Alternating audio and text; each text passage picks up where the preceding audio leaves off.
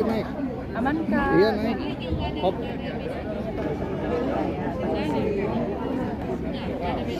Boleh diceritain nggak Bapak usia berapa dan sampai apa? Bapak meninggal di usia 85 tahun. Nah, sebenarnya waktu itu Bapak keluhannya lebih kepada sudah susah bergerak aja. Jadi agak beberapa tahun belakangan itu agak susah jalan. Nah, jadi ternyata kita diperiksa ada saraf yang harus diperbaiki, yang harus dioperasi, dan saat itu Bapak menyanggupi untuk operasi gitu. Jadi sekitar bulan Desember Bapak dioperasi, dan operasinya terbilang lancar, hanya saja setelahnya ada beberapa komplikasi akibat infeksi, dan itu yang membuat kondisi Bapak turun gitu, hingga akhirnya sempat dirawat di ICU dan berpulang. Nah, katanya aku sempat lihat berita pas detik-detik Bapak nggak ada itu, nggak ada di sampingnya, nggak ada. Iya, memang mungkin karena sudah di ICU, kita tidak punya keleluasaan juga untuk berada di dalam ruangan. Jadi waktu itu hanya sekitar berapa orang ya, ada 6 orang. Cuma memang saya pas lagi nggak di Jakarta. Jadi saya sedang ada kerjaan yang mana itu nggak bisa saya cancel. Dan kami udah nunggu di ICU itu sekitar 20 harian kali ya gitu. Pas saya ada kerjaan, pas itulah menjadi momennya Bapak berpulang, dan ada beberapa saudara saya juga yang tidak di tempat gitu, karena mereka juga ada pekerjaan di kota lain dan sebagainya. Kak, tadi saat penutupan peti juga saya sempat notice Kakak membawakan sarung buat Bapak, sarung atau selimut buat Bapak, itu gimana Kak? Emang permintaan almarhum Kak apa gimana? Jadi saya tuh punya rencana ke Nepal sejak bulan September kayaknya gitu, tanpa tahu bahwa Bapak mau operasi kan. Tiba-tiba keputusan operasinya Bapaknya agak mendadak, jadi saya pun kaget, wah Bapak yakin mau operasi gitu, karena kan ya beliau sudah 85 tahun, cukup berisiko ya untuk orang di usia lanjut gitu menjalani operasi besar. Tapi ayah saya sangat semangat karena dia merasa kalau saya punya kesempatan untuk bisa berdiri lagi, saya cuma pengen bisa mandiri, bisa minimal ke toilet sendiri, udah cukup gitu. Dan saya nggak keberatan, saya mau mencoba.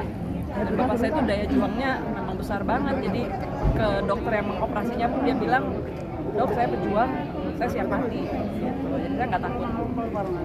Dan ketika Bapak melakukan operasi, saya bilang, Pak ini saya punya rencana ke Nepal, gimana ya? Bapak saya bilang, nah nggak apa-apa, kamu pergi aja, pantau aja dari jauh gitu. Dan saya punya titipan, saya pengen dibawakan selimut, karena belakangan Bapak suka kedinginan, jadi pengen selimut yang ekstra hangat. Dan Bapak tahu di Nepal itu terkenal selimut yak, jadi dari bulu binatang yak gitu, dan itu memang hangat banget.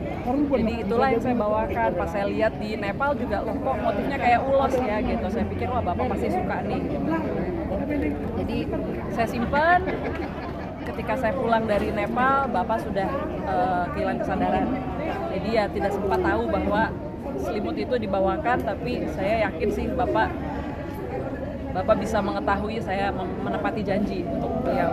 Tadi juga nyanyi lagu terakhir, lagu kesukaan Bapak, itu gimana tuh? Ya, itu tuh lagu favorit Bapak. Bapak memang penyuka musik, sangat suka nyanyi. Bakat kami main musik dan bernyanyi pun datangnya dari Bapak gitu. Jadi salah satu lagu favorit Bapak itu adalah My Way. Ya bukan cuma melodinya aja, Bapak sangat suka isinya, dan kami bersaudara lah gitu. Merasa lagu itu tuh spiritnya Bapak banget. Semangat, gigih, pemberani, dan berani mengambil keputusan, tidak setengah-setengah gitu ya. Jadi tadi bisa menyanyikan lagu itu buat Bapak tuh rasanya kayak sebuah perayaan gitu, merayakan figur Bapak di kehidupan kami selama kami hidup. Sosok Bapak sendiri gimana sih?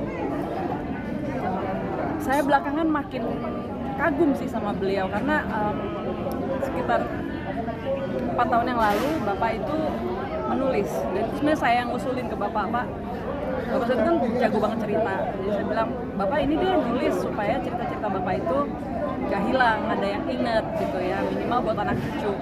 Bapak mau, dan mungkin sekitar 8 bulan kali atau 5 bulan ya Bapak menulis. nyampe ke saya itu naskahnya udah 50.000 kata.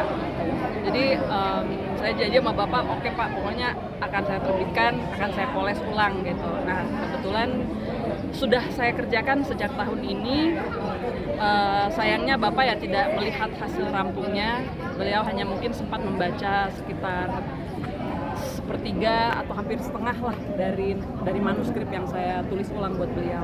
Soal didikan Bapak ini kan orang militer terkenal keras kepada keluarga dan anak-anak. Iya. Bapak mendidik kakak dan saudara-saudara gimana? Ya, Lembut itu dia, kah orangnya? bapak itu disiplin tapi tidak kaku. Sifat Beliau turunin. sangat demokratis, sangat pragmatis, sangat logis. Jadi enak banget diskusi sama bapak pikirannya terbuka, tidak fanatik. Ya dan semakin saya mengenal bapak gara-gara menulis ulang kisahnya itu, saya jadi semakin mengenal watak dan pribadi beliau dan menyadari betapa banyak yang turun itu ke kami gitu. Dan ya kesimpulannya sih saya bangga sekali jadi anaknya Pak Yohanes Simangunsong. Tapi kak ada alasan yang nggak bisa dilupain sama bapak. Banyak banget, tapi yang jelas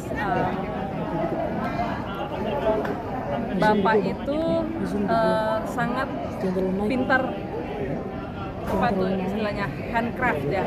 Apapun itu dia kerajinan tangan, dia bikin sendiri, apa-apa bikin sendiri, dia bikin mainan untuk cucu-cucunya. Dan buat saya bapak pernah bikinin stand HP yang menurut saya cukup keren, sampai yang saya simpen, dan bapak punya 2 waktu itu, yang satu prototype, yang satu lagi dia bilang ini aku bikin buat kamu lagi aja deh. Jadi saya punya 2 stand HP buatan bapak. Kak ada alasan tersendiri nggak sih Bapak dimakamkan di Bali G? Oh, itu keinginan bapak, itu memang makam keluarga yang sudah disiapkan oleh bapak. Ayahnya bapak di sana, almarhum ibu saya juga ada di sana, dan bapak juga memang ingin dimakamkan di sana. Itu memang sudah keinginannya beliau untuk pulang. Mungkin ada pesan-pesan terakhir nggak sih dari bapak sendiri sebelum?